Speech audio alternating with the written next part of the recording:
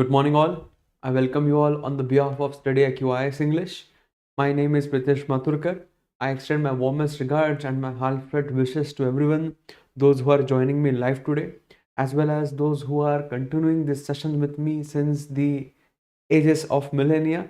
And I also extend my warmest regards to those of you who will be watching me at a later date as per their convenience. So I welcome you all to this very special endeavor.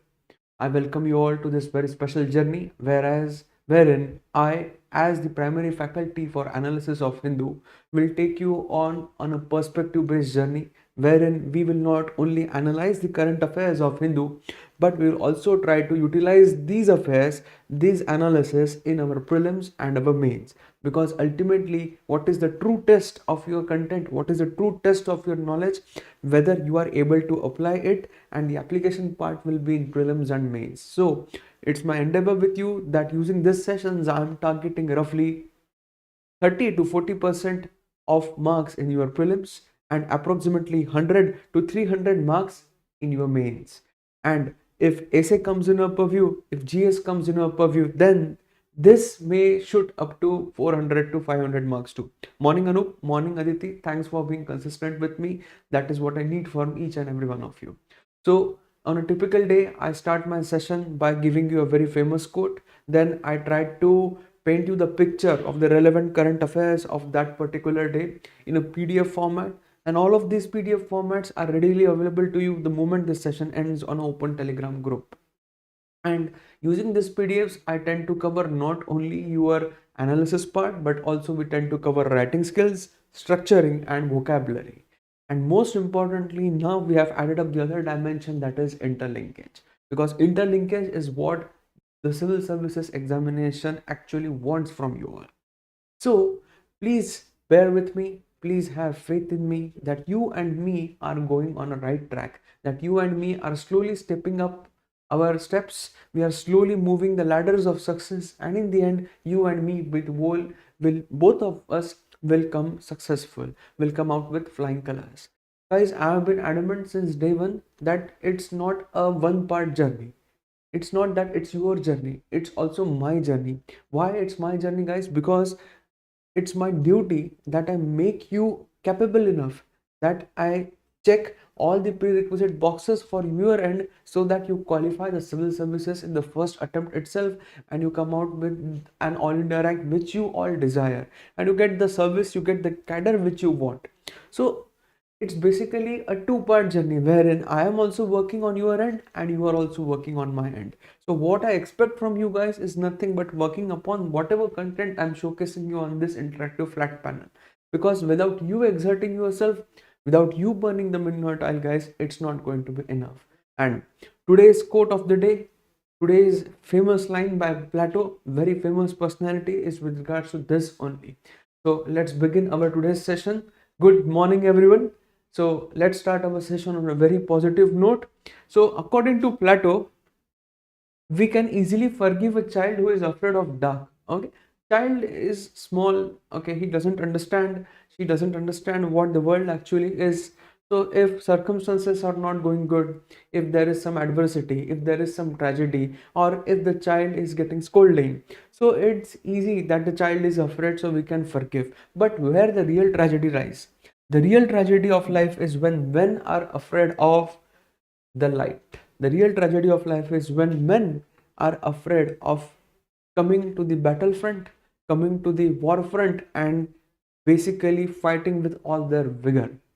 So why this quote is so goddamn important? So I will try to interlink this quote with your journey and with a very good present day example which you can get inspired from, which you can actually utilize in basically determining yourself, in basically igniting passion in yourself. So the present day modern example I will like first to quote is the example of the president of the present day Ukraine, Vladimir Zelensky.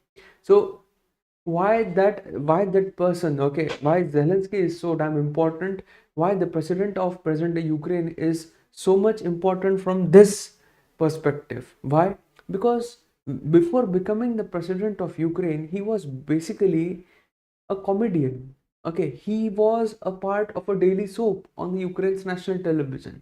So from that, he got the inspiration. Why? Because in that comedy series, he used to play the character of the president of Ukraine. And from that, he got inspired and he fought the elections and he won the presidency. And just after winning the presidency, what that person is facing? War. So just imagine a person who is a comedian, who has zero experience of politics, who has zero experience of the geopolitical stance of the world, who has zero experience in fighting with the big personalities of the world like Joe Biden, like Vladimir Putin, like Narendra Modi, like Xi Jinping, okay, like the presidents of UK, Japan. So he has to step up. Just imagine that in Ukraine he would have bogged down or he would have stepped down in such adverse consequences. What would have happened? It is that person's zeal, it is that person's daily motivating speech, it is that person's hard sought out efforts that today Ukraine is being revered globally. See, it's a different debate that America is using Ukraine, Russia is using Ukraine. Okay, but even if we go for this, that Ukraine is basically a test bed for the Western weapons, but Ukraine has meant itself capable, that Ukraine is able to present on the world in the world platter as a test bed. So it's not in a negative way, but rather it's in a very positive way.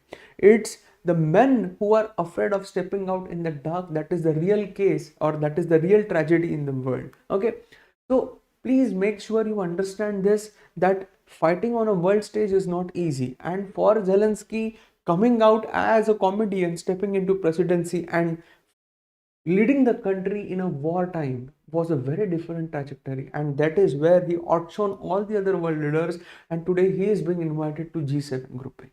So guys, it's a very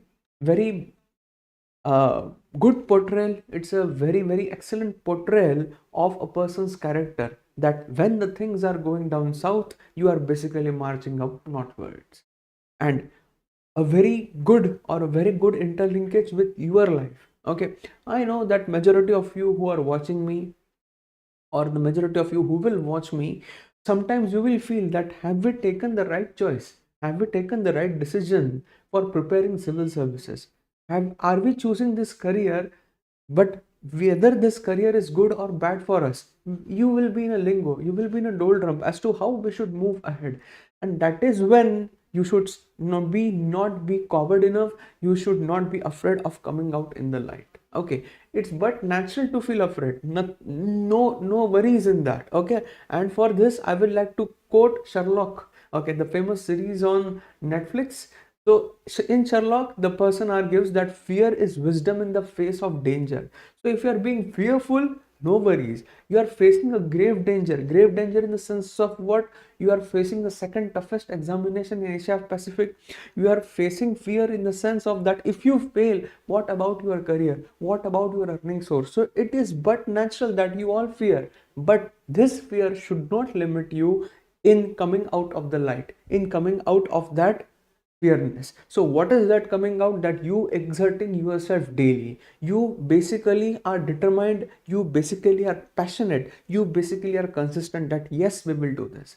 So it's better to attempt with full vigor. It is better to give your 2000%, not 100%, not 200%, not 1000%, but 2000%. Give your 2000%. If you have given your 2000% and then also you are not getting success, then it is okay that you are quitting this journey. But don't be afraid of coming out in light. Okay, that is the very famous quote of Plato. So it is when that you have trained so much, that you are exerting so much, and still you are not stepping out in the light. No, that is not done. So I'm again reiterating this quote. We can easily forgive a child who is afraid of the dark. The real tragedy of life is when men are afraid of the light. So ignite your vigor, ignite your dedication, passion, consistency, and from today onwards, don't be afraid of failure. Failure will struck you every moment of the day. No worries. You have to just let it go. Okay, keep on exerting yourself, march ahead in your life, and let everything set aside. You yourself are the master of your own destiny. No one else is the master of your destiny. Don't forget this. Okay, so let's start the analysis of today's articles, guys. So again, a good day for you all, because today's articles are again not that important. and today's severity score is basically between 4 to 6. None of the article today is having severity score of more than 6.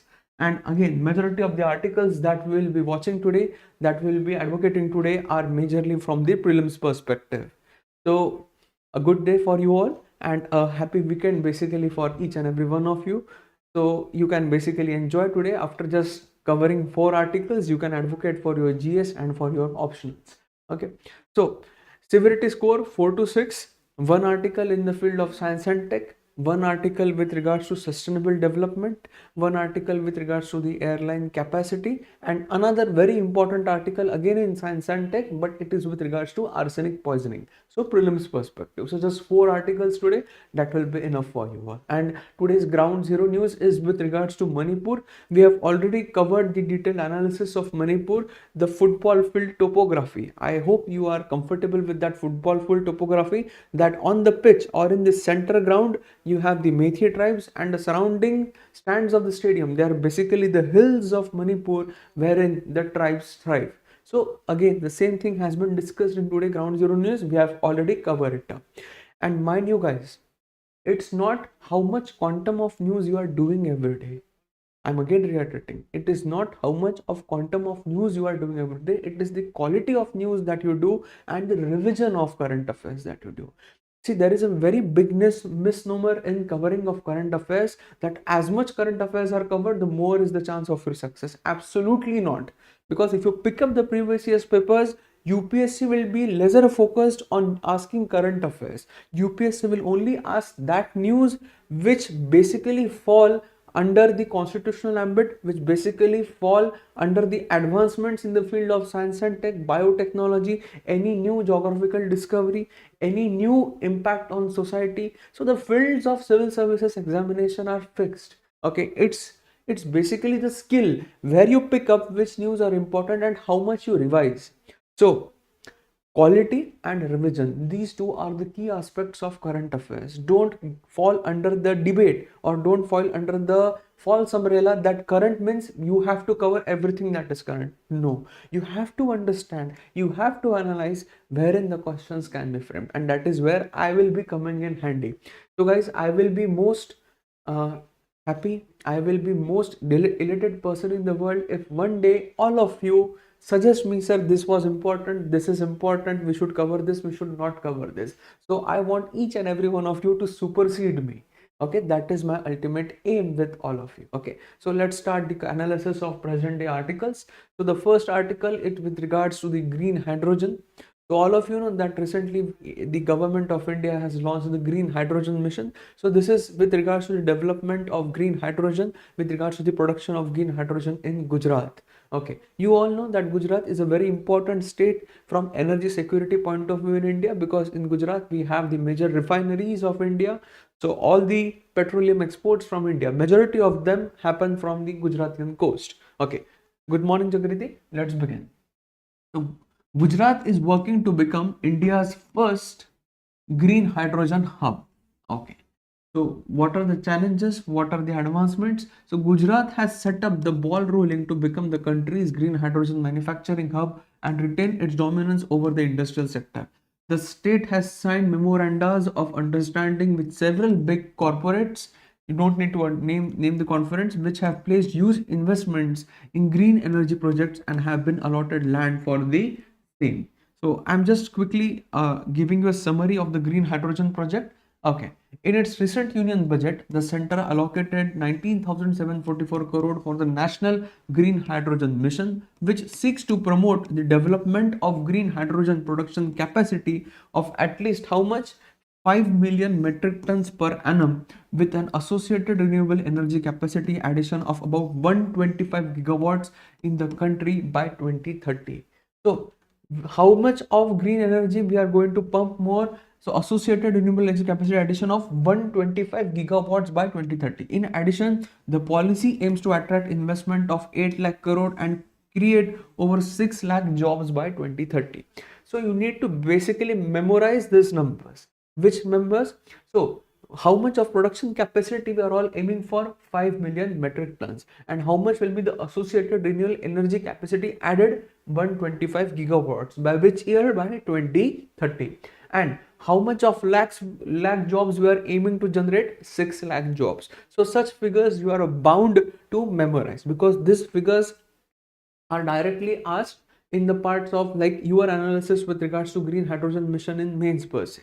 So it's imperative from your end that the definition of the project, how much is the outlay, what are the things we are advocating in that mission, and what employment opportunities we are bound to generate, all of that you have to memorize properly. Okay, so now let us move ahead. Let us understand the future aspects of this article.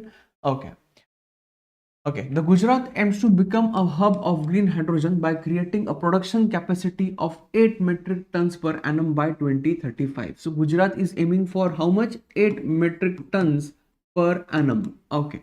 The state is framing a new policy for green hydrogen manufacturing, which will be given the status of priority sector. So now green hydrogen production will be given a status of priority sector in Gujarat. The state cabinet approved the allotment of 1.99 lakh hectares in the Kutch Banaskantha border areas against the proposals. So how much of land we are diverting for this?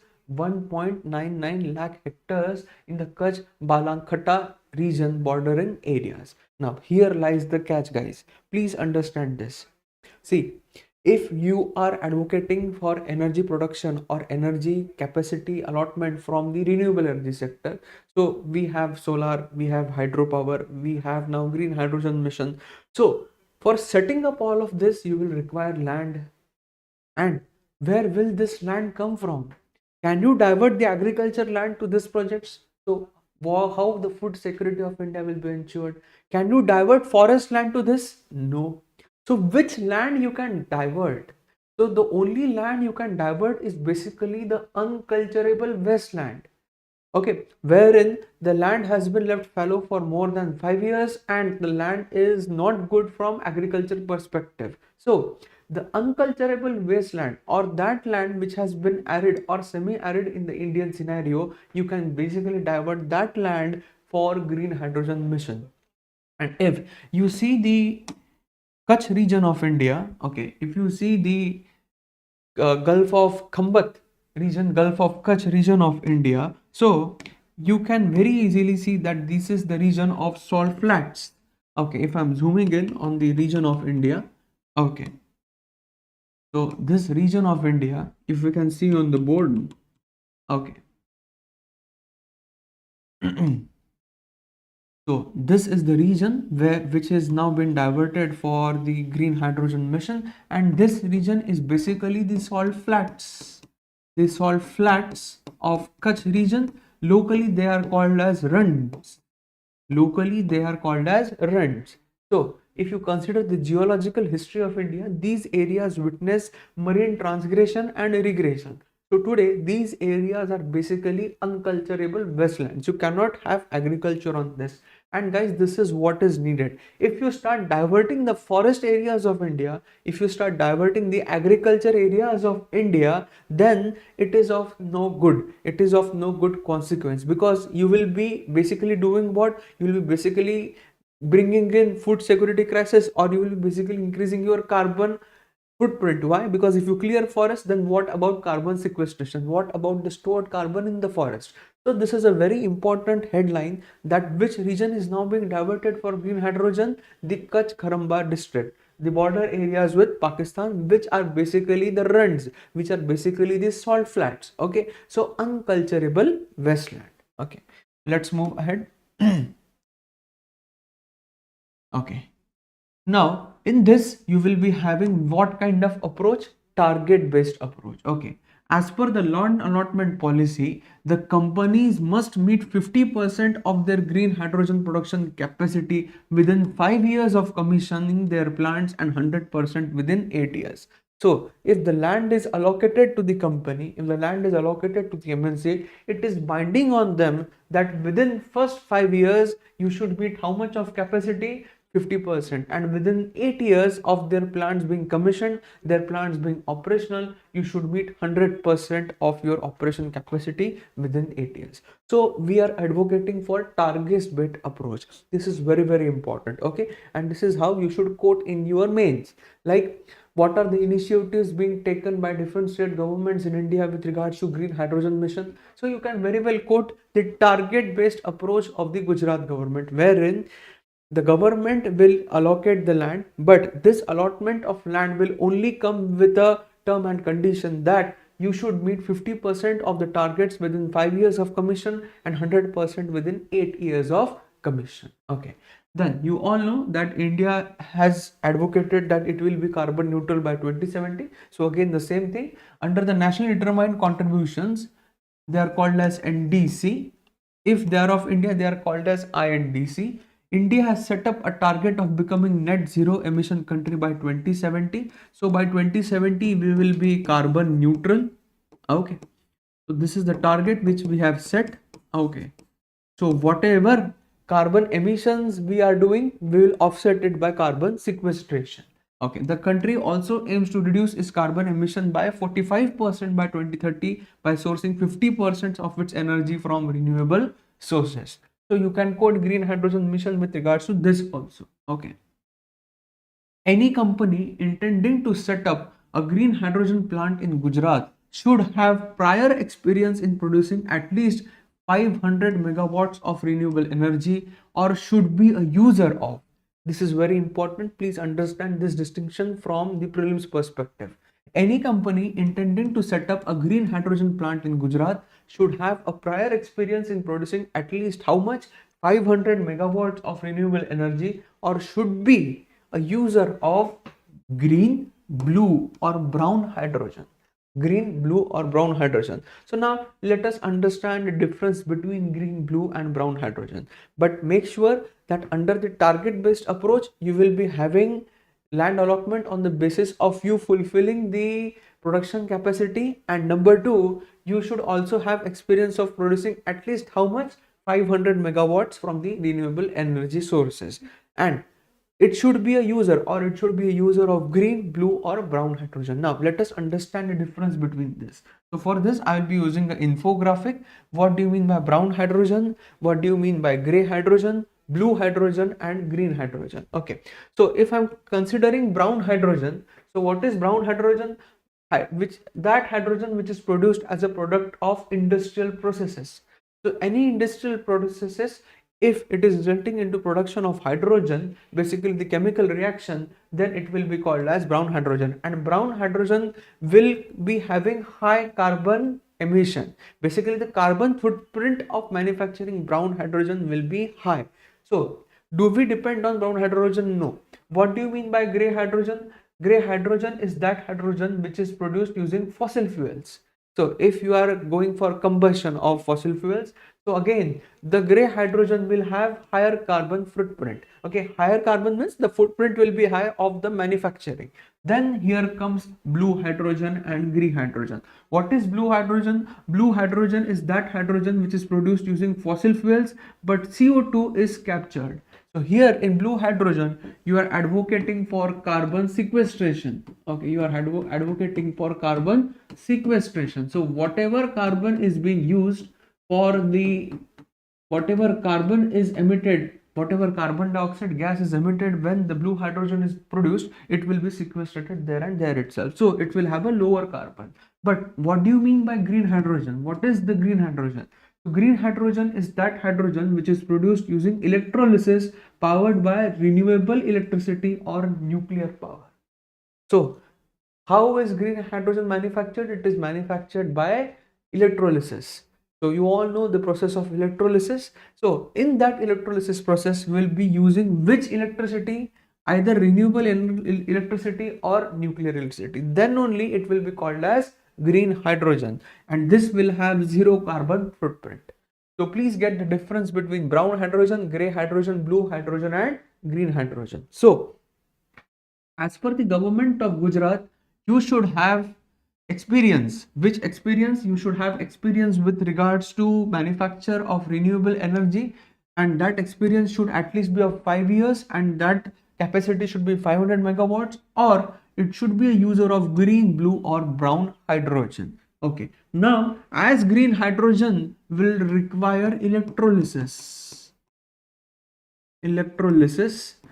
green hydrogen will be manufactured by electrolysis, and as electrolysis will require energy, so the government will basically give you funds for setting up the requisite companies for setting up the requisite requirements too. Okay, so please get this properly. The companies plan to set up factories for solar photovoltaic modules, solar PVCs. Why? Because they require electricity. Why electricity is required? For electrolysis. So photovoltaic modules, then electrolyzers. Why? Because green hydrogen is manufactured by electrolysis, and then you will require storage of that. So you will have energy storage batteries and fuel cells and wind and solar power projects.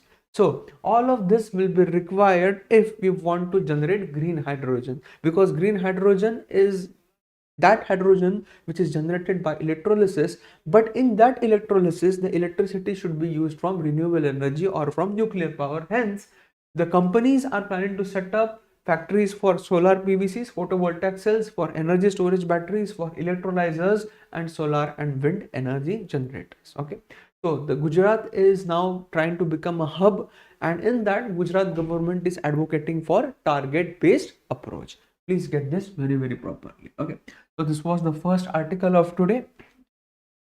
Okay, the second article is the most important article of today. This is with regards to arsenic poisoning. Okay, so arsenic poisoning is very much evident in two states of India, that is Bihar and Bengal. Okay, because of effluent discharge. So two states of India are heavily laced with arsenic poisoning. These two states are West Bengal and Bihar. Okay, why these two states are laced with arsenic poisoning in the groundwater? Why? Because of effluent discharge from the industries. So basically the industrial waste, or basically the industrial effluent from the different chemical reactions, they are not properly treated, and it is resulting into the flow of heavy metal like arsenic into the groundwater resources. And as you drink this, there is certain very daunting effect on the body. And for the first time, guys, a study has come out that basically if you have arsenic poisoning in the body, it lowers the gray matter of your brain. Now what is this gray matter and what is the other matter? So as I discussed in the previous session of that maternity health, so brain health is very important, and the first month of brain development is where you have brain for the entire life. So if a child is undernourished, if a child is experiencing malnutrition, the gray area of brain or the gray matter of brain is not that developed. What is this gray matter? So the gray matter is that matter basically which performs cognitive functions for you all. So now all of you are listening to me, all of you are seeing me, so my words are reaching your ears. From that you are having nerves which is carrying your signal to the brain, and your brain is basically decoding, or it is processing the words which are coming out of my mouth, whatever you are seeing on the board. So as it is doing this processing, it is also storing, it is also basically helping you react. So all of these are cognitive functions. If I'm asking you to pick up a pen, so the brain is giving your hand signal to pick up. So these are all cognitive functions, and all of these cognitive functions are heavily dependent on how much of gray matter you have in your brain. And gray matter is dependent on the level of nutrition of both the mother and the child. And if you consume heavy materials or heavy elements like arsenic, which can cause poisoning, so the gray matter of your brain is affected, and because of this you will not have good bone development of the children. And for the first time, a study in India has interlinked arsenic poisoning with gray matter. So please get this very straight. So this is the first study in India wherein we are interlinking arsenic poisoning with gray matter in the brain. Okay, even limited arsenic exposure can mar cognitive ability study. Okay, so a recent peer review suggested study suggests that even low levels of arsenic consumption may impact cognitive function in children, adolescents, and even young adults.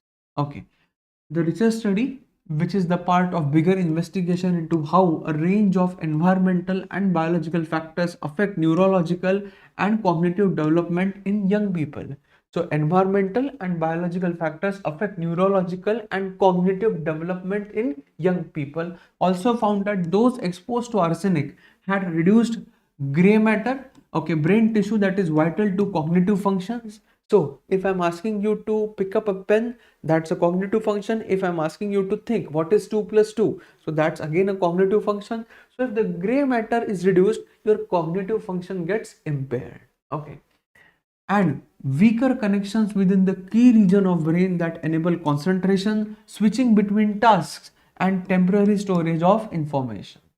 Please understand this, a weaker connections within the key regions of brain that enable what? That enable concentration, switching between tasks, and temporary storage of information. So, like, if you are a righty person and if I'm starting to write with my left hand, okay, so for writing with right hand, your left hemisphere of brain is performing, but as soon as you shift to left hand, your right hemisphere comes into play.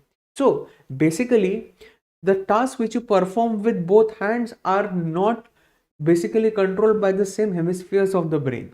So you need to have an interlinkage. Now if you want to use both of your hands, then for using both of your hands, you need to do what? You need to have a good connection between the two hemispheres of the brain. So if your gray matter is not developed, then this interconnection is not good. So switching between tasks. One moment you are listening to my current affairs, the moment this session ends, you have to go for bath or you have to do something else, you have to think about something. So switching between the tasks is not that good. And most importantly, temporary storage of information. So whatever information I'm giving you, your brain is processing and storing it. So it is not that proper. Okay.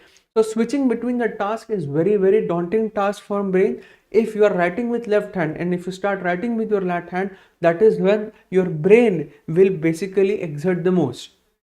And those of you are watching me, so you know what is the most challenging task for brain. Okay, so today I'm giving you an exercise and please do this exercise and comment me in the next class. Those who are watching me today, I don't know how many people are watching because only 3 or 4 of you are commenting. So Aditi, Anup, Jagriti, if you are listening to me, so today please fold at least 20 clothes.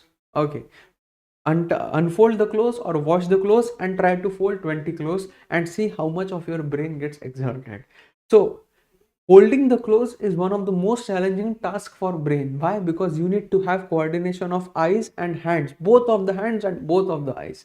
So it becomes a very challenging part for the brain, and hence folding clothes is a very challenging task for us and we become lazy.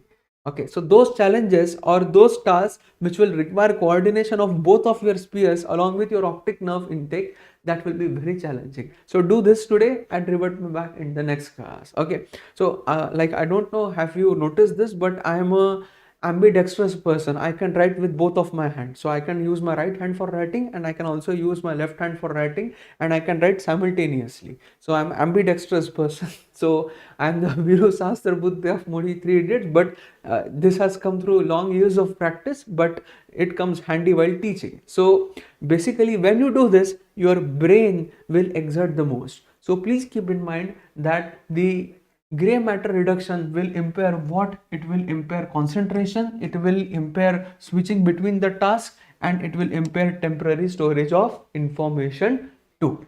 Okay, and chronic exposure to arsenic could be creating a silent pandemic affecting large portions of global population. So it has a propensity of being converted into a pandemic. So we need to work upon this. And what are the 2 states of India that face this on a increasingly advanced scale?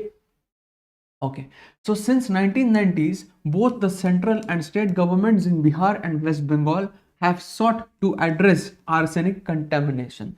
So West Bengal and Bihar, as I already told you, because of direct effluent discharge into the industries, so because of this, from the industries into the groundwater, so they have been fighting arsenic contamination. Okay, a common strategy employed is to encourage pipe water access rather than groundwater extraction and install arsenic removal plants. So West Bengal and Bihar, you need to remember these 2 states. And for the first time, this study has interlinked arsenic poisoning with the impairment with regards to gray matter reduction in your brain. So please keep this handy while attempting your prelims, because high propensity such questions can be asked in your prelims. Okay, so let's move ahead. Let's move to the another article. Okay, guys, this is the lead editorial today. I won't be going into the details of this because this will somehow come into the text and context page in the future date. So it's my hypothesis. So basically this is with regards to local level implementation of SDG.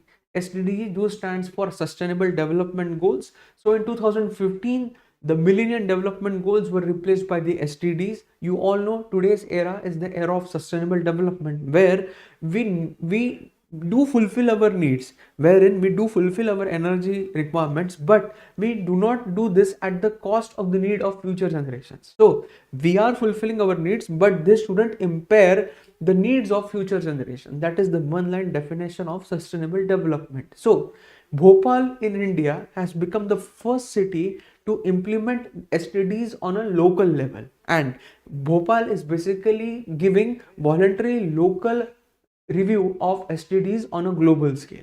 So what is this VLR, voluntary local review of SDG, and how Bhopal is localizing the adoption of SDGs on its municipal level scale? So that is what we are going to study in this article. But mind you, this article is only important from information perspective with regards to Bhopal, with regards to adoption of SDGs, nothing more so damn important in this article. So keep this in mind. Bhopal, the first city in India to have a voluntary local review of SDG, and it has been implemented on a very beautiful scale. So local stakeholder participation, civilian participation, all those areas of GS paper 2 will be covered in this article. So just sit back, relax and listen to me, nothing of that taking cognizance. Okay, so Bhopal has become the first city in India to join the global movement on the localization of SDGs following the release of voluntary local review. The first city in India to join the growing global movement on localization of SDGs. Okay. So in 2015, the 193 member state United Nations adopted 2030 agenda for SD, which consists of 17 sustainable development goals and 169 targets as a plan of action for people, the planet and the prosperity. So this is the definition of the 2030 Sustainable Development Agenda. All of you must be knowing this, so I'm not going into this. The resolution specifies mechanisms for monitoring, review and exporting of progress as a measure of accountability towards the people. So but naturally you are going to have review, reporting and monitoring. To this end, member states submit a voluntary national review to UN's high level political forum. So every year you have the submission of what voluntary national review of how much the SDGs are being implemented at a national scale, to whom? To United Nations high level political forum. And more recently, voluntary local reviews as a means for driving and reporting local implementations of SDGs at subnational level and city level. So up till now you had voluntary national review, but now you are also submitting voluntary local review for what? For driving and reporting local level implementation of SDG as sub-national and city level. So now we have moved from national level and now we are advocating for local level implementation of SDG. Okay, let's move ahead. India has made commendable efforts towards the adoption, localization and achievement of SDGs. India has made commendable efforts towards adoption, localization and achievement of SDGs. Okay, as noted in the Niti Aayog report, at least 23 states and union territories have prepared a vision document based on SDGs. Almost all of them have initiated steps to localize SDGs. However, it has taken a while to get into India's first voluntary local review at the city level since the efforts to localize SDGs began. So majority of the states and union territories have prepared a vision document on localization of SDG, but the work is in progress. It takes some time to basically implement SDGs on a local level, and this is when The civilian participation, this is where the public stakeholdership comes in handy. Okay, cities are the most important stakeholders in Agenda 2030. At least 65% of the 169 targets could not be possibly achieved without the engagement of local urban stakeholders. So you had 7 SDG, that 7 SDGs have 169 targets, and staggering 65% of those targets cannot be met if you do not have local urban level participation. Hence, local public participation, urban stakeholdership, civilian participation is goddamn important. A VLR, see, this is the significance of VLR and also the definition. A VLR is a tool to demonstrate how local actions are leading the way in equitable and sustainable transformations for people and building a coalition of partners towards this endeavor. So why VLR is so goddamn important? VLR is a tool to demonstrate how local actions are leading the way in equitable and sustainable transformation. How global actions are leading the way in equitable and sustainable. See, it's not equal, it's equitable. Equitable means what? The rich will get less and the poor will get more, so that all of you are brought to a same level. It's not equal distribution of resources, it's equitable. So those of them who are lacking the access, they will be given more access, and those of them who are having more access, their access will be curtailed. So the poor will get more, the rich will get less. So you will have what? Equitable and sustainable. Sustainable means what? We are fulfilling our needs, but that fulfillment is not coming at the cost of the needs of future generations. So you have equitable and sustainable transformation for people and building a coalition of partners towards this endeavor. So this is the significance of VRL. Okay, so a very important aspect in this is that for VRL you need to have local level autonomy. Why? Because if you don't give the local areas autonomy, how are they going to implement SDG? So this is very important, please understand this. It may seem like a daunting task for Indian cities, particularly the non-metro urban local bodies with limited capacity, resources and disaggregated data, to do a comprehensive VRL covering all SDGs. Therefore, a VRL does not need to have exhaustive in quantifying each of the 26 indicators under India's NIF, which translate the global targets under 17 SDGs into local indicators at national level. So, what do you mean by this?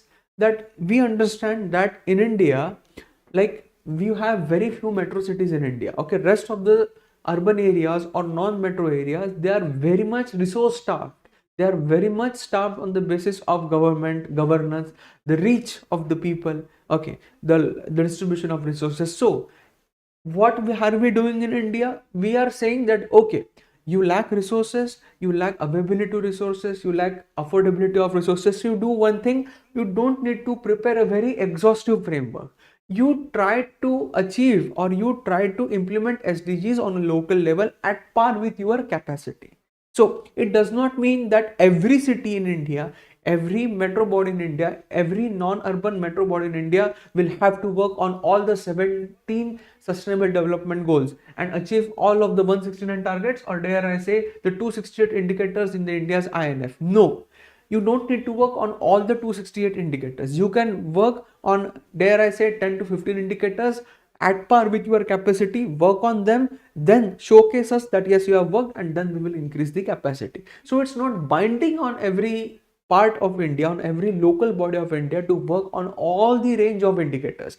You can work as per your capacity. It's just like that, guys, that some of you might get these lectures at a blitzkrieg pace. Some of you might understand this the way I'm speaking here only. Some of you tend to reanalyze these lectures. So some of you must be rewatching me, or some of you must be pausing and searching me, pausing and understanding the way I'm speaking. Why? Because it is at par with your capacity. What is going to matter in the end? That each and every one of you gets good all India rank. So it is not the end result, it is the journey, and that journey or your efforts are based on your capacity. Slowly will improve your capacity. So it is not binding on all the non-urban metro bodies in India to work on all the 268 indicators. It is at par with their capacity. Cities may choose specific SDGs for a detailed review as per their priority and logistical comfort. So they may choose their specific SDGs for detailed review as per their priority and logistical comfort. While doing so, they may adapt and further localize the national indicators under the relevant SDGs to reflect the city level realities. So it does not mean, guys, that if you are adopting the SDGs, they should be represented or they should be adopted the same way the entire world is adopting. You can even localize the SDGs as per the local realities. So if I'm considering, let's say, Delhi.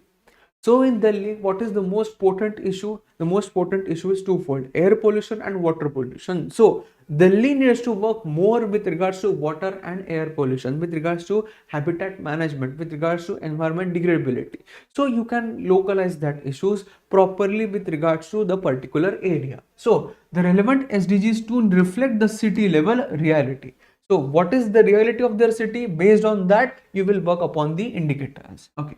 Bhopal's VRL is the result of a collaboration between the Bhopal Municipal Corporation, UN Habitat, and a collective of 23 local stakeholders. This is very, very important. So 23 local stakeholders are working with UN Habitat and Bhopal's BMC. Okay, it has mapped 56 development projects to the SDGs across 3 pillars of people, planet, and prosperity. Okay, so what are the sectors?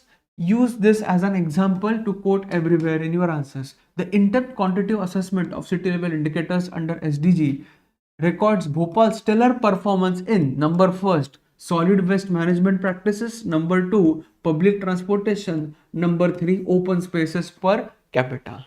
So these are the 3 areas where Bhopal has actually localized SDG and it has given stellar performance. What are the 3 areas? Number first, you have solid waste management.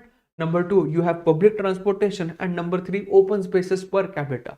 Because your city shouldn't be urban concrete jungles. You need to have some open spaces wherein you can go out for a walk, wherein you can do exercise, wherein you can hang out with your friends, families, relatives, anyone. But there are also challenges. Okay. What are the challenges for Bhopal? Provisioning for adequate shelter, high levels of air pollution, city planning capacity, and even distribution and accessibility of open spaces. So these are the challenges now which Bhopal is working upon. That is adequate shelter, high levels of air pollution, city planning capacity, and even distribution and accessibility of open spaces. So these are the challenges and these are the areas in which Bhopal has given stellar performance. Okay. So does a VRL necessarily have to have prerogative of local government? Not quite. So it is not that the local government should have the absolute right. It represents people's process and any city level stakeholdership may take initiative as long as the VRL is done with the overreaching framework of Agenda 2030. So what do you mean by this, guys? That those of you who are watching me, okay, what do you mean by this? Like, okay, morning Weber. Okay, I will comment on this later on. So what do you mean by this? That what is the local stakeholder agenda? So those of you are watching me, Anup, Aditi, Jagriti, I have Vaibhav now. So you guys, if you decide that we will do something for India, if you decide that you will do something for your local city, for your local administration, for the local cleanliness of city, so you yourself can form a public stakeholdership, you yourself can form a local body and you can start working on your scale. The UN Habitat will fund you, the United Nations will come and help you. You did not be dependent on the local government. As long as what? As long as it fulfills the Agenda 2030. So as long as whatever you are working, it falls under the ambit of Agenda 2030, you yourself can start anything. So it does not mean that a VRL needs to have a governmental prerogative. It needs to be the public stakeholdership which are the most primary concern in this. So a very good example with regards to public stakeholdership, with regards to civilian participationship. Okay, so please keep this article in mind with regards to localization of SDGs, with regards to VLR, voluntary local review. And Bhopal is the first city of India to do so. Solid waste management practices, then availability of per capita. I'm again opening up that so that you have which are the stellar areas in which Bhopal has manifested properly. So solid waste management practices, public transportation and open spaces per capita. These are the 3 areas where Bhopal has outshone in the areas. And what are the grey areas for Bhopal? Provisioning of adequate shelters, air pollution, city planning capacity and distribution and accessibility of open spaces. So this is where the Bhopal is working. Okay. So guys, now the last article of today is again a headline article. This is by the Civil Aviation Minister Jyoti Adityanath Scindia. So according to him, the basically the high prices of airfare that we have are basically due to the inadequate capacity of the air fleet. So recently, all the major airlines of India don't have the appropriate number of airplanes to suffice the demand. So it is basically the difference between demand and supply. Okay. So paucity of aircraft with various airlines in the country has resulted in their inability to fill the gap left by Go First temporary suspension of flights despite the government's efforts to nudge them to do so. So you all know Go First has become defunct. It has gone bankrupt. So now we are having astronomical prices of flights. So because of this, what is happening? The common public has to shell out. Okay. Next, move ahead. Okay. We always tell airlines to increase capacity, but there is no capacity due to delay in the delivery of engines by Pratt and Whitney and other supply chain issues. So I told you that globally you have three companies which supply engines primarily. The three companies are number one, Rolls-Royce, number two, you have Global Energy, and third is Pratt and Whitney. So three companies, they are at the forefront of supplying engines, but Pratt and Whitney engines have been picked with severe irregularities. And that is why Go First has actually filed a case against them in USA that you first give us engine, already our fleet was grounded and now we are going bankrupt. So it is because of Pratt and Whitney that Go First is not able to function. Okay. So it is very important that our airlines put huge bulk orders, and now we are desirous that these aircrafts ordered by Air India and Indigo to come on shores as soon as possible. So all of you know, Air India and Go Airways have put orders of more than 1,000 plus aircrafts, and because of this, now as soon as they land on Indian shores, our capacity will be improved. And with regards to the challenges of aviation sectors, we have already discussed the challenges. Okay, the first challenge being the lack of oversight on the leasing fees. So the leasing fees in India are the highest. Number two, the taxes. We have already discussed this, the taxes on aviation turbine fuel. Okay, so you have central level taxes plus you have local level taxes too. Number three, okay, irregularity of data. Okay, so data which is given by airlines, is it implemented properly? No, we don't know. And number fourth, you have lack of oversight. Lack of oversight. Okay, lack of oversight. And number fifth, we also have high airport fees in terms of parking, in terms of allotment of gates. So these are some of the areas where the aviation sector is lacking. So guys, this sums up the articles for today. I hope these articles were enlightening to you all. Okay. So yes, Webo, I will provide English subtitles from tomorrow onwards. Don't worry. But I hope that my language is comfortable. Okay. First request you overview. Webo, I cannot overview the entire newspaper because my modulus operandi is different. I am not like the other faculties. I pick up those articles directly which are important from prelims and mains. It's your duty to overview the paper, and that is what I have been advocating since lecture 1, that before coming to my session, you first should mark up the articles which you feel are important, and then as your and my articles match, you will get confidence. Because if I start overviewing the entire newspaper for you, then it will be a futile exercise. It will not result into your development. I want that you should develop on the behalf of me. Okay, so you do the marking up and you see the articles whether I'm doing so. That is my modulus operandi and will be sticking with this. Okay, so don't worry, just have faith in me. We will sell through very properly. Okay, so my name is Pritesh Mathurkar. I will be your primary faculty for handling of the current affairs with regards to the Hindu. Okay, you will get all of these PDFs on a channel named HAZ. As I'm advocating, you have to make it SL. You have to make it special Hindu analysis zone by you working upon the content.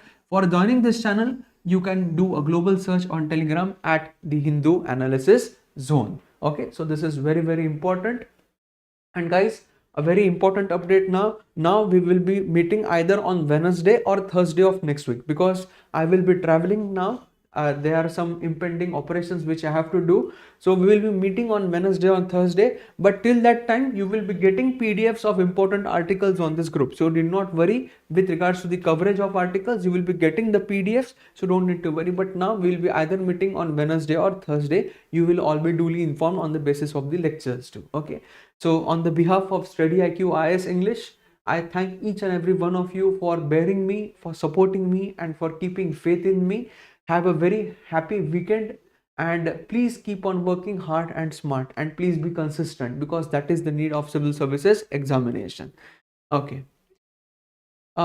We will try to improvise these sessions, don't worry, and slowly you and me will move forward. Okay, so see you all in the next week. You will be duly informed when the lectures will commence, but in the meantime, please keep on working hard and smart, and please be consistent. Okay, so tata, bye bye, adios, sayonara everyone, see you all soon.